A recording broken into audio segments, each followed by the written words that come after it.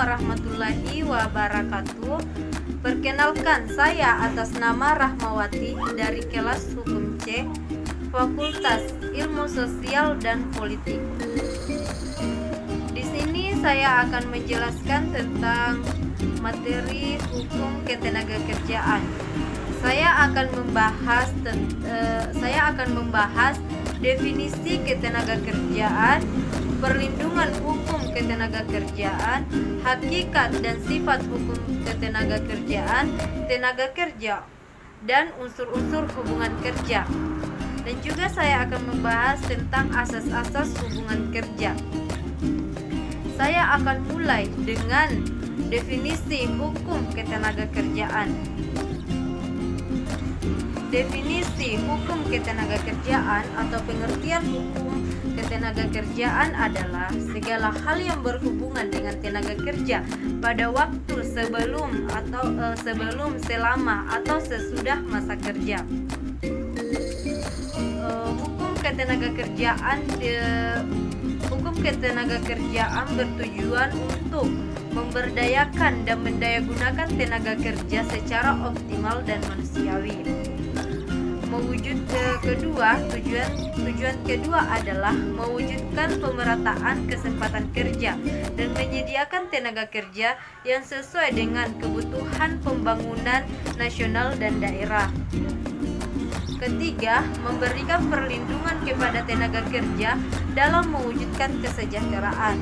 Dan yang terakhir adalah meningkatkan kesejahteraan tenaga kerja dan keluarganya.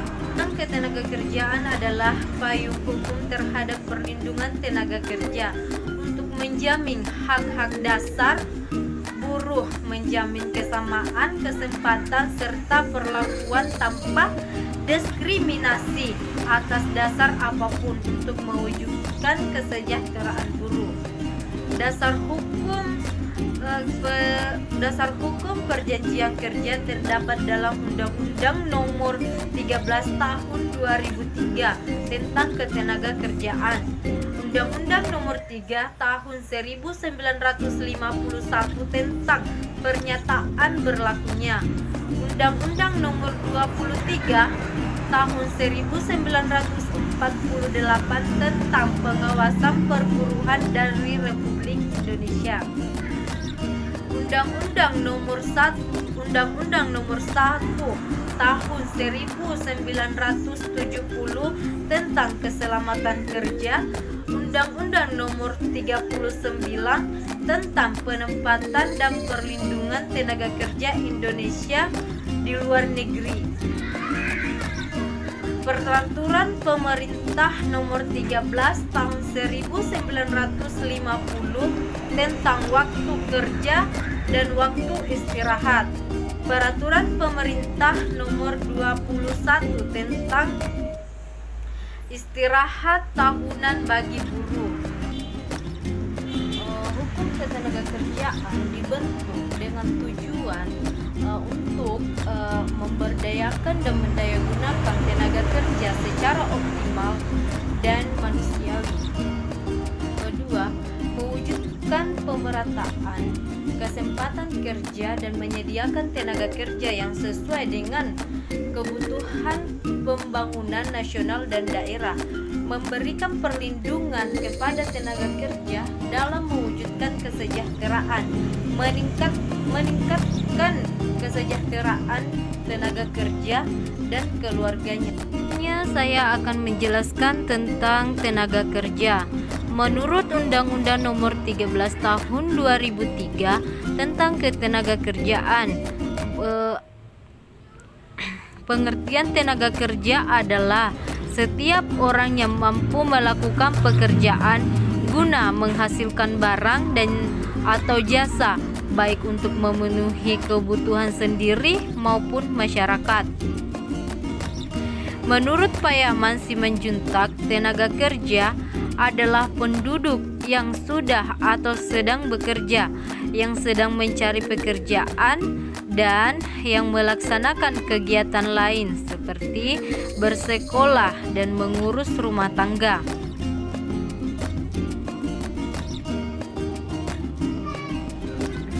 Penjelasan atau unsur-unsur hubungan kerja. Adanya pekerja. Dalam pasal 52 ayat 1 Undang-Undang Nomor 13 Tahun 2003 yang mengadopsi pasal 1320 KUHP Perdata. Adanya pekerjaan sebagai syarat objektif dari perjanjian kerja sehingga objek perjanjian kerja harus jelas. Kedua, adanya perintah.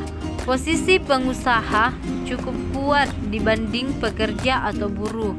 Pengusaha berhak dalam peraturan perusahaan atau perjanjian kerja.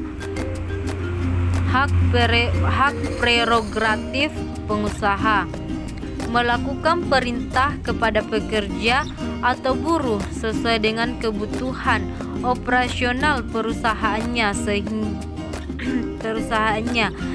sehingga pekerja atau buruh bekerja di bawah perintah pengusaha atau terikat.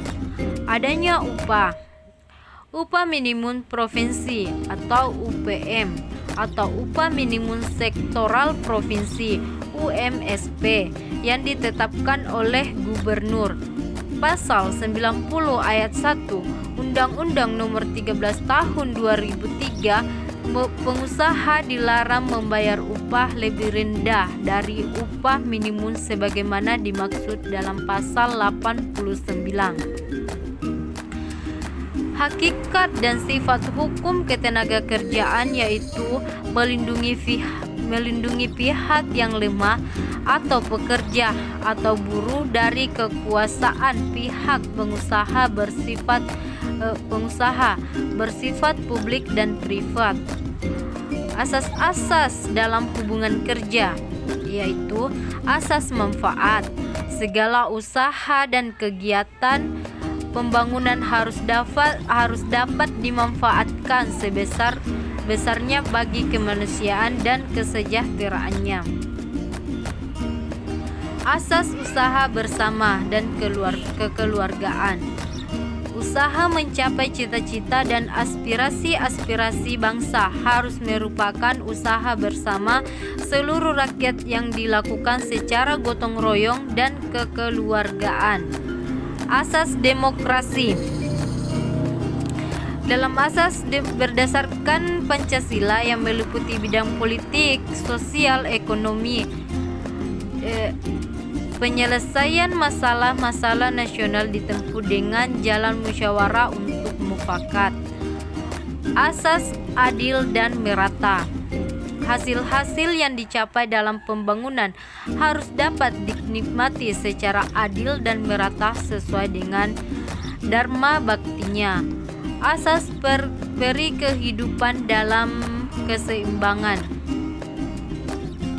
Keseimbangan antara kepentingan yaitu antara kepentingan duniawi dan akhirat, material dan spiritual, jiwa dan raga, individu dan masyarakat dan lain-lain.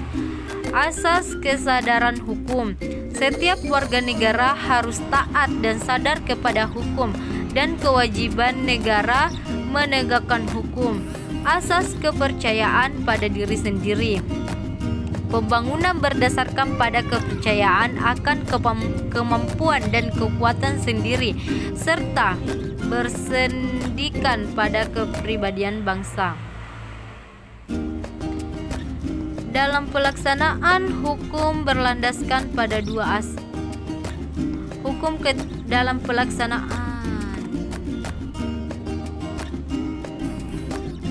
Dalam pelaksanaan hukum ketenagakerjaan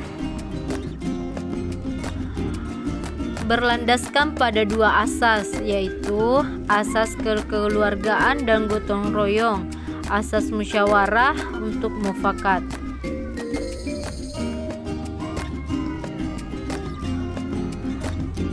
Sebagai manifestasi dari kedua asas di atas, maka hukum ketenagakerjaan mendasarkan diri pada tiga asas kerjasama, yaitu pekerja dan pengusaha dan atau pimpinan perusahaan adalah teman seperjuangan dalam proses produksi, yang berarti baik bekerja maupun pengusaha atau pemimpin perusahaan wajib bekerja sama serta membantu dalam kelancaran usaha, dalam peningkatan kesejahteraan dan menaikkan produksi.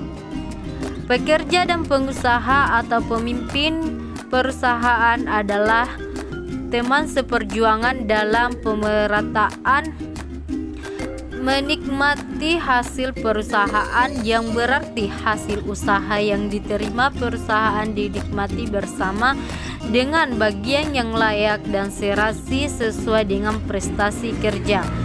Pekerja dan pengusaha atau pimpinan perusahaan adalah teman seperjuangan di dalam pertanggungjawaban yang meliputi tanggung jawab kepada Tuhan Yang Maha Esa, tanggung jawab kepada bangsa dan negara, tanggung jawab kepada masyarakat sekelilingnya, tanggung jawab kepada pekerja serta keluarganya, tanggung jawab kepada perusahaan di mana mereka bekerja.